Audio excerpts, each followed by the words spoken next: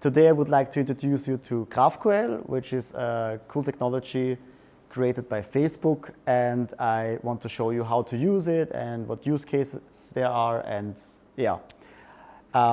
Furthermore, this presentation will be more about the tools and the code and less about slides, so just for information. First of all, we start with the basics. What is an API? An API stands for Application Programming Interface, which can be many things. What we are talking about today is the contract between the front end and the back end. In a simple use case, we use that for CRUD operations, which means create, read, update, and delete.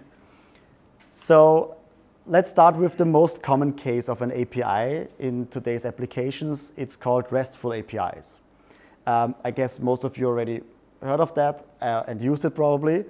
It stands for Representational State Transfer, and it means that we transfer the state of a remote server or something to the front end and a representation of that. It is the de facto standard for today's web APIs that you will find all over the place. It uses the standard HTTP methods to interact with the resources, so depending on the method you're using, different operations are executed on those resources. It is stateless, which means the backend and the server does not know about the state of the front end. So this is a huge benefit, and it's cacheable because browsers, they include cache functionality for certain endpoints, which can be used with RESTful APIs, which will reduce the load that is going to the server actually, since the browser can cache all this data. So what is GraphQL? GraphQL is a query language for your API. It is quite loosely coupled with the HTTP methods. It uses one, but that's actually not a requirement. It is a typed system, which means you define all the types, if it's data types like strings and booleans and stuff like that, and you define a schema of the data structure you are providing to your clients, which is quite different from a RESTful API where you define the resources, and this is what everyone gets, so they cannot choose between what they want to have. So you cannot really query the things as you would do that with GraphQL. It is not tied to the data origin, so it's basically you can build up a GraphQL server and connect it to different other endpoints like RESTful endpoints or directly to a database or anything like that. And the cool thing is you can use it with HTTP or WebSockets, which means it also allows you to use it to create a real-time system with GraphQL, which is also quite amazing. Here's a short comparison, like how a RESTful call would look like compared to a GraphQL. So like what you're seeing here, there's an API called Swapi. It's the Star Wars API. And this would be an API call for fetching people. And depending on what HTTP method you're using here, you interact differently with the resource behind that. So with a normal get, you would like get a list of people. With a post, you would create a new person. With put, you would update it, but I will come to that later. With GraphQL, in most libraries, you only use one method, which would be the post method. And you also won't have endpoint for each resource. You just have the GraphQL endpoint. But depending on the query you are sending, which you are sending with the body, you interact with this resource. And then you can define what data of this resource you would like to fetch.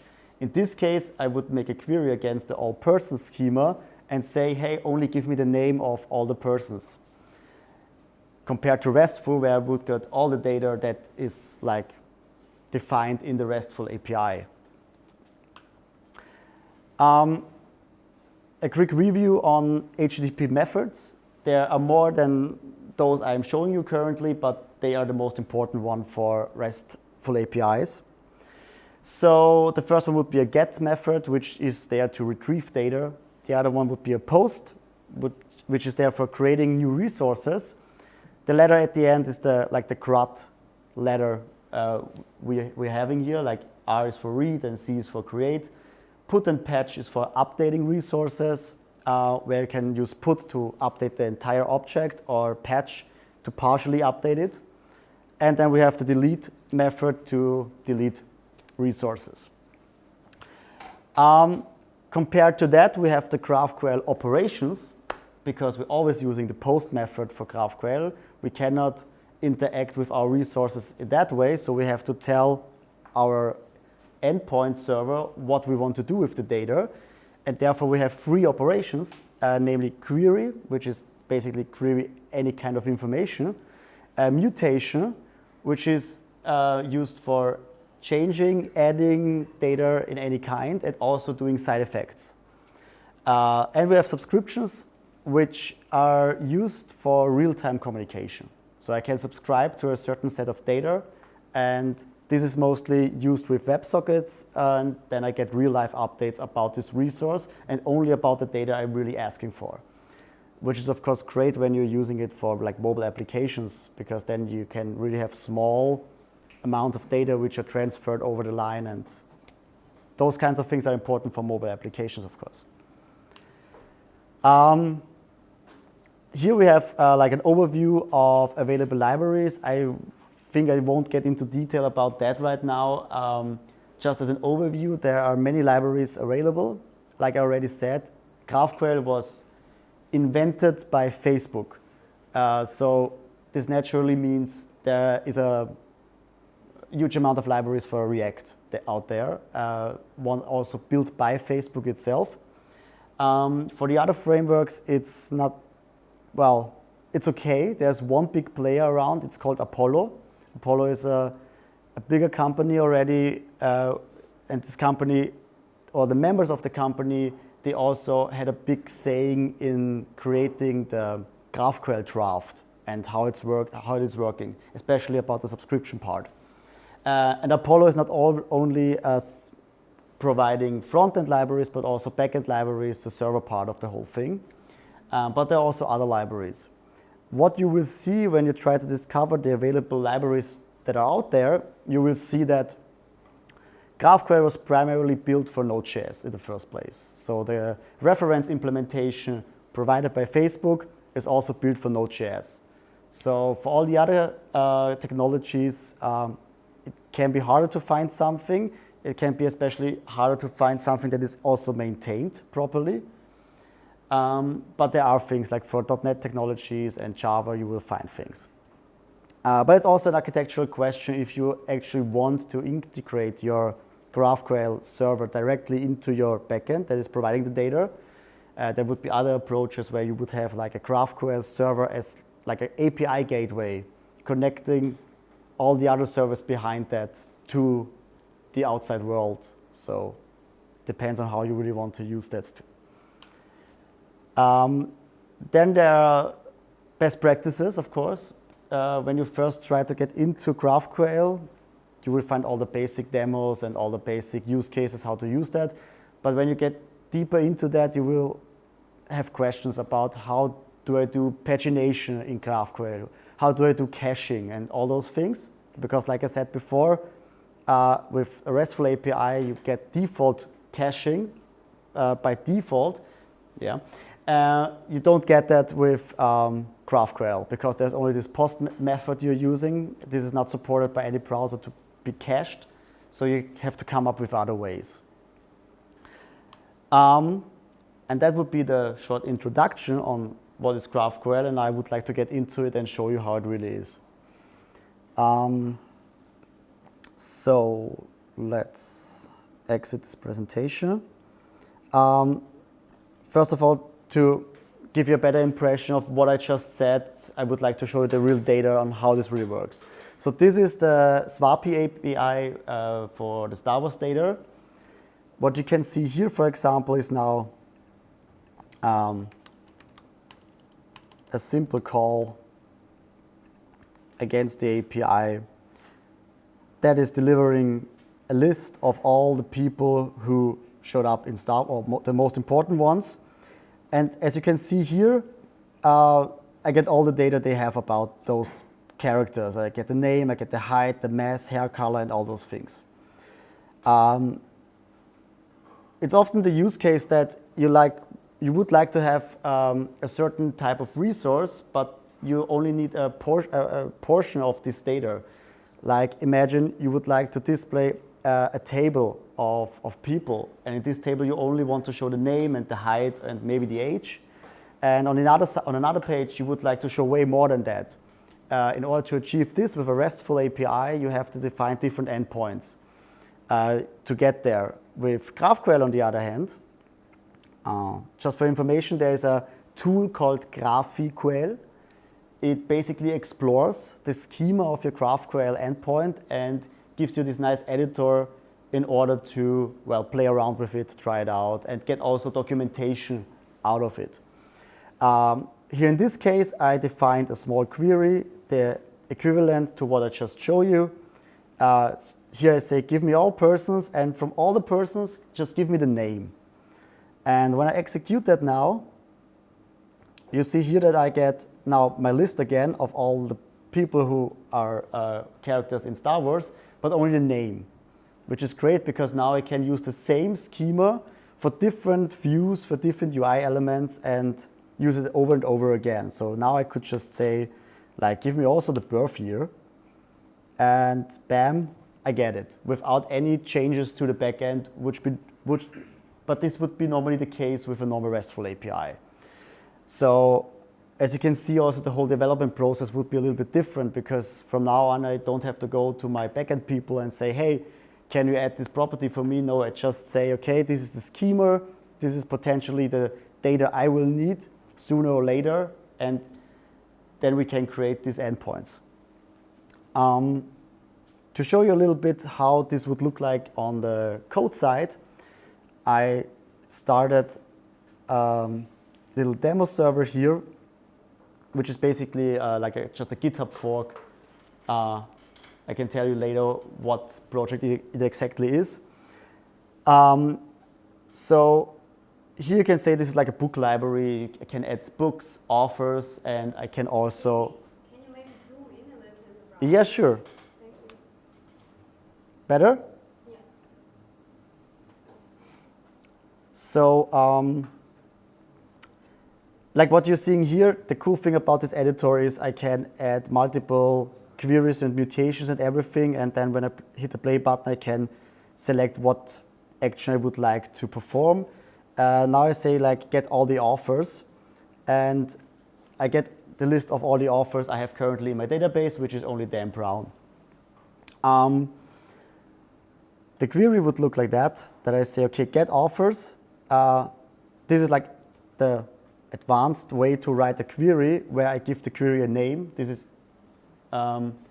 is something you can use for debugging, so you know what query maybe failed or not. So this is quite cool. Then I say what resource I would like to query and what fields of this resource I would like to query. In this case, ID, name, and age. But I could also say, okay, give me all the books. And in this case, books is also, again, like the name says, the plural books, a list of books, and its own resource. So I can say, what do I want to have from those books? And now I say, I only would like to have the name. So if I execute the same query again, but with those changes, I get now all the books of Dan Brown, which are stored in my database. And that's really cool, because when you use a RESTful API in general, what you would get here is an array of IDs of books. So the next thing you would do now is to make another query against your against your API to retrieve a list of all those books. I can do the same thing with just one query against my application, and that's really nice. Now, when I say, okay, let's create something. Like I prepared something here, I guess, yeah, up there. I have here a mutation where I can add an author. This is the syntax you're using in order to pass arguments to your mutations, which It's also possible to queries and subscriptions, of course. In this case, it's more or less like a function call, basically. You have parameters. I defined here that I have a name, which is a string. The exclamation mark means it is a required property that I have to pass, and also the age. Now when I have this mutation here, I can tell, okay, after you have added the author, please return the ID, the name, and the age of the author I've added. So when I now copy those variables down here, and now I'm going to add Stephen King. And now I say, so just to make it more clear, here I define the basic variables I'm going to pass over down there, and those are the parameters I defined in my endpoint. So it's somehow to connect like the front end and the back end with each other. So when I now execute this task, add author, you will see it was added and it returns the ID that was now created thanks to my database, the name and the age. So what I can do now is also add a book. And here it works like the same. I have to pass a name, pages, and the author ID. When I now just copy those variables down here. Oh, crap. I, of course, have to take care that I change the ID of the author accordingly so that it adds the book to the right author.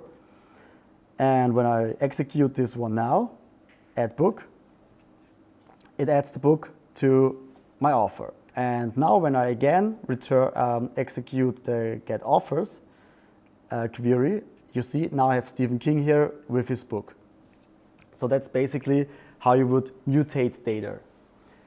Now I've shown you how this would look like on the front-end side and how you would execute the queries and the mutations.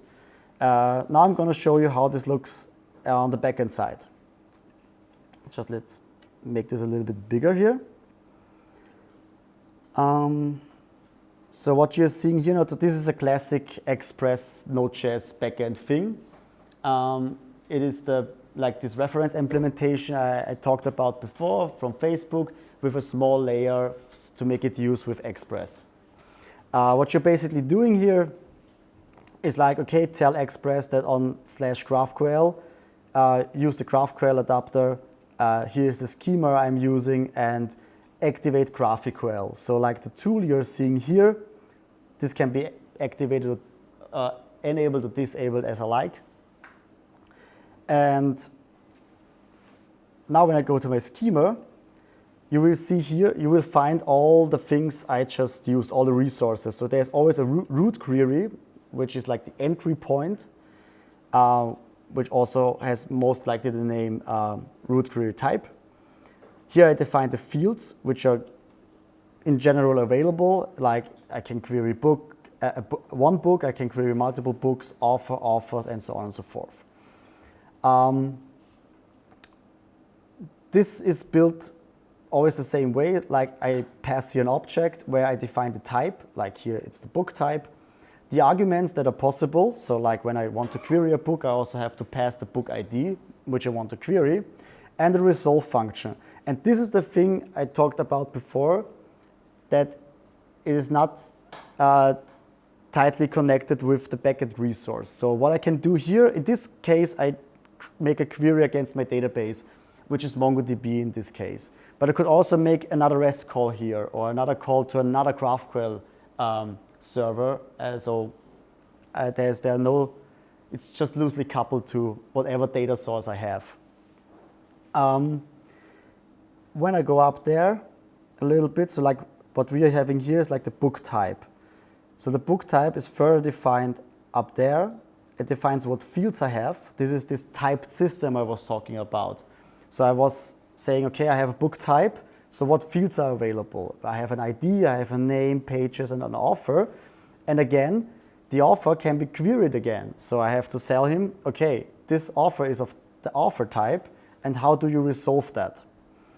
And like what you're seeing here, you have here a parent parameter and an argument parameter. And when I go back, what the parent is, like in this case, because when I now query the authors list, I get one author after the other. And in its own book list, I want only to have the books of this specific author. So this part up here, that's the parent, that it's passed to my, let me check that is passed to this resolve function. And then I say, okay, from the parent, use the author ID and make a query against the author, against the author resource of my database with this author ID. And that's the reason why I only get the list of this specific author underneath my book data. Yeah, and this is going on here. Like I just defined here all the types and all those things. And the really nice thing about that is, since I have to do that anyway, a big topic about APIs in general is the documentation. Like for a normal RESTful API, you would use tools like Swagger, for example. In GraphQL, this is coming like by default because you have already this typed system and there is this like default endpoint that this tool is using to fetch the whole schema, and then it uses this information to provide a documentation about it. So I have here all the root types I can use, like I have the query and mutations, and if I would like to know what type of queries do I have, I just can hit it and then I say, okay, I have book, I have books, author and authors, and I also see what parameters I have to pass in order to make use of that. And I also see what data type I get back. So if I want to know like what is a book, I just hit that button and say, okay, a book has an ID, there's a name, pages, and author. And yeah, well, this is a great thing, and that makes GraphQL such an interesting technology. Yeah. So that's actually basically it with my presentation. I have shown you all the important parts. I have left up subscriptions because they are a little bit more complicated and they need a little bit more effort to set up. But when you're using them, they look just like a query or a mutation. It's the same thing, just the underlying transport technology is different. Yeah, other than that, thank you very much for listening, and I hope you liked it.